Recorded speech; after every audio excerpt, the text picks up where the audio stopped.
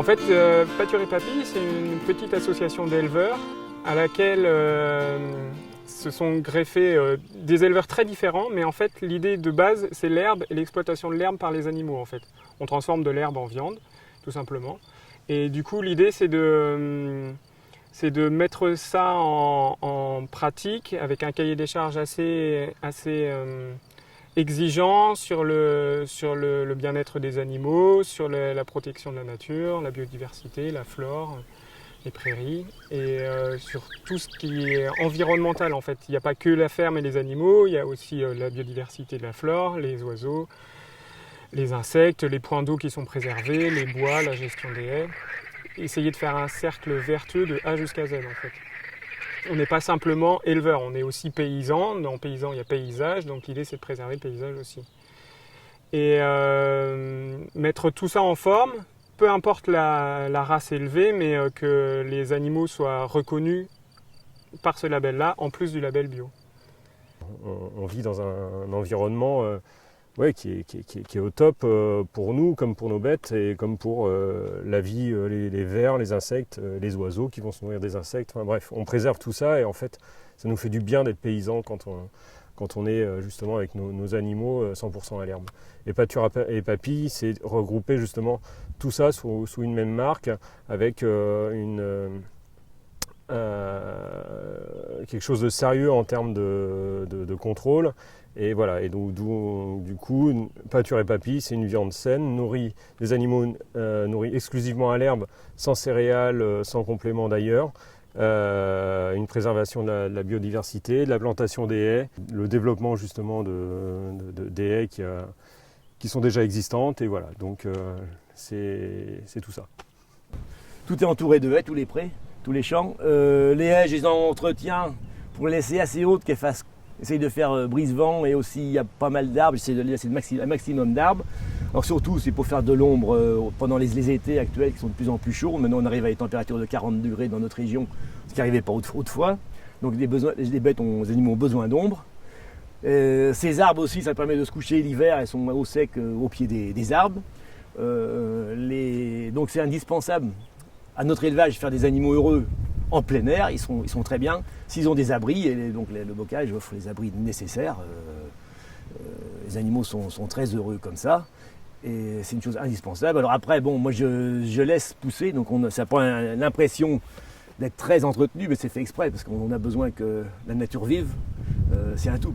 On a vu un certain nombre d'animaux remarquables revenir ces dernières années. On a vu des butors étoilés, on a vu des putois, on a des colonies de blaireaux qui sont dans les petites forêts qu'on garde un petit peu en réserve intégrale sur l'exploitation. Un nombre incalculable de chevreuils, évidemment, de sangliers. Enfin, bon, de manière générale, beaucoup de micro-mammifères et d'oiseaux qui s'installent parce que évidemment, c'est des conditions propices pour toutes ces espèces. Mais ça, c'est un modèle qui permet à la fois de produire de la viande de qualité, puisqu'on a de la viande absolument incroyable. C'est conduite en agriculture biologique. On a un persillé incomparable, puisque là nos bêtes sont élevées 100% à l'herbe. Et c'est pas de l'herbe cultivée de manière en monoculture avec une seule espèce. C'est-à-dire que c'est vraiment des prairies variées où il va y avoir des dizaines, voire des centaines d'espèces de plantes différentes que les vaches vont pouvoir un petit peu picorer en fonction de leurs envies, de leurs besoins. Avec chacune a des caractéristiques en minéraux, en vitamines différentes. Et tout ça, ça participe à l'équilibre et à la bonne santé de nos animaux, quoi. Et c'est vrai que pour l'instant, je touche du bois, on n'a eu aucun problème depuis 5 ans. Toutes nos naissances se passent en plein air sans aucun problème. On n'a jamais eu de maladie, nos vaches sont en parfaite santé, quoi. Un ruminant n'est pas fait pour manger de l'amidon, des céréales. C'est pas son rôle, et donc il digère mal. Et en digérant mal, il stocke du mauvais gras, riche en oméga 6. Et donc par contre l'animal va grossir beaucoup plus. C'est-à-dire ça permet en donnant des céréales aux animaux, de faire des animaux énormes comme on voit sur beaucoup de vitrines de l'agriculture, des animaux énormes. Le problème c'est que la viande est forcément plus riche en oméga 6. Donc quand vous allez manger cette viande avec ce gras, eh ben, vous allez mal le digérer aussi et vous allez un peu prendre de l'obésité de l'animal sur vous, quoi. C'est un peu le problème, quoi. Donc c'est à éviter, on pense. Donc nous, en nous privant de céréales, on se prive de faire des animaux très lourds et extrêmement conformés. Par contre, on produit une viande de qualité plus saine. Donc on va produire moins, mais mieux. Est en accord avec la nature, parce que de toute façon, il faut savoir, la nature, elle ne peut pas faire beaucoup et bon. Elle fait ou bon ou beaucoup. Alors il faut choisir. Nous, on a choisi bon. Voilà. Il y a quelques temps, j'ai fait analyser la viande de mes animaux sur les rapports oméga 6, oméga 3 pour savoir si c'était vraiment cohérent avec ce que disaient les revues scientifiques, dans le sens où les animaux élevés uniquement à l'herbe auraient un très bon rapport oméga 6, oméga 3 par rapport à des animaux engraissés avec du maïs ou des céréales par exemple. Et il s'est trouvé que les analyses, les miennes, correspondaient exactement avec la littérature, à savoir qu'effectivement les animaux élevés que à l'herbe ont un très bon rapport oméga 6, oméga 3, donc c'est très bien. C'est plutôt une bonne chose, ça veut dire que nutritionnellement, la viande des animaux élevés à l'herbe est aussi très bonne pour celui qui la consomme. C'est pas qu'une lubie, c'est pas qu'une légende en fait.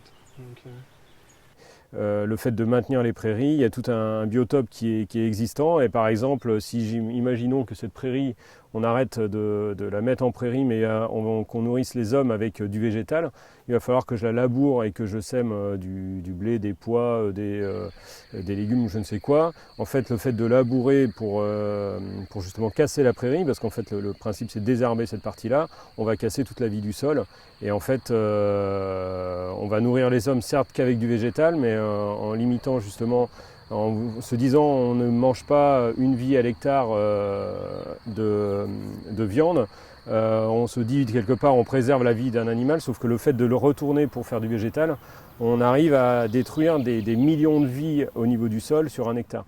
Donc le principe c'est juste un compromis et en fait le principe de pâture et papilles, de maintenir les prairies, de maintenir la biodiversité, de développer tout ça et de se sentir bien dans ses bottes quand on vient dans les champs et bien du coup c'est permettre justement de se nourrir sainement et d'un côté agroécologique sain aussi. Contrairement à ce qu'on peut dire, de manière un peu simpliste ou un peu vulgarisée, c'est vrai qu'il y a de la viande qui est mauvaise et qui détruit la planète, mais pas que. Il y a aussi de la viande qui permet de sauver la planète, qui permet de sauver la biodiversité et qui permet en plus de garder des paysages pas trop dégueulasses dans la campagne française, quoi. Parce que nous on a des haies, on a des zones humides, on a des oiseaux, voilà, c'est pas la plaine dégueulasse avec des éoliennes et des bâtiments à perte de vue, quoi. je sais pas, est-ce qu'ils ont l'air stressés mes animaux? Non, ils sont bien. C'est ça qui est intéressant en fait, c'est quand je ne démarre pas mon tracteur tous les jours, que je vais voir mes animaux, je regarde s'il y a des oiseaux, je regarde les insectes, on a vu les papillons tout à l'heure. Il y a quelques oiseaux sympas, les ornithologues sont contents de venir sur mes prairies, les botanistes sont contents de venir sur mes prairies. Donc oui, ça fait un tout quoi.